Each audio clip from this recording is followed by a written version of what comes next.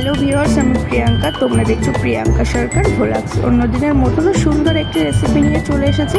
আমার এখানে আছে কাতলা মাছ। আমি করব কাতলা মাছের দই কাতলা রেসিপি।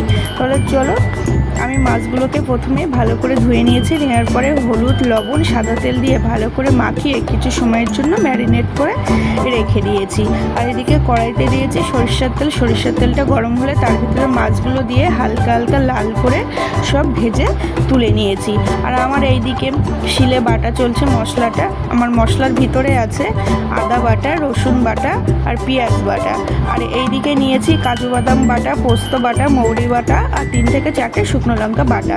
কড়াইতে ছিল মাছ ভাজার তেল, তার ভিতরে দিয়ে দিয়েছি তেজপাতা ফোড়ন, গোটা গরম মশলা দিয়ে নেড়ে চেড়ে সে বেটে রাখা পেঁয়াজটা দিয়ে দিয়েছি। দিয়ে আবার কিছু সময়ের জন্য নেড়ে চেড়ে নিয়েছি।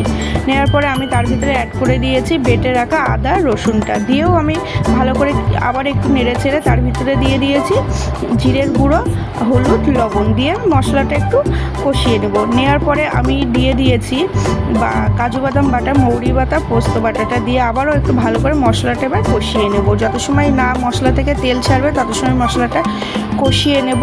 আর এইদিকে আমি নিয়ে নিয়েছি 4 থেকে 5 চামচ টক দই। টক দইটা ভালো করে ফেটিয়ে নিয়েছে। এই যে মশলাটা হয়ে গেছে, তেল ছেড়ে দিয়েছে, তার ভিতরে দিয়ে দিলাম সে ফাটানো টক দইটা। দিয়ে আমি আবার একটু নেড়ে চেড়ে নেব। বন্ধুরা, তোমাদের যেমন মাছ হবে তার উপরে নির্ভর করবে তোমাদের মশলার পরিমাণটা, সেই বুঝে তোমরা মশলাটা দেবে।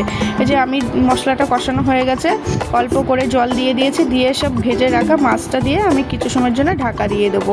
আর বন্ধুরা, এই দই কাতলায় কিন্তু অনেকে হলুদ ইউজ করে না, অপশনাল, আমি ইউজ করেছি। ঠিক ফুটে উঠেছে আমার দই কাতলাটা। ঠিক নামানোর আগে দিয়ে দিয়েছি গোটা কাঁচা লঙ্কা, দিয়ে দিয়েছে কুচিয়ে রাখা ধনেপাতা আর গরম মশলার গুঁড়ো। দিয়ে আবারও কিছু সময় একটু ফুটিয়ে নিয়েছি। আমার এই যে রেডি হয়ে গেছে দই কাতলাটা। খেতে খুব সুন্দর লাগে দই কাতলা, দারুণ টেস্টি হয়। আর গরম ভাতে খুব লোভনীয় জিনিস দই কাতলা। তাহলে বন্ধুরা, আমার চ্যানেলটিকে লাইক, কমেন্ট, সাবস্ক্রাইব করে পাশে থেকো। টাটা।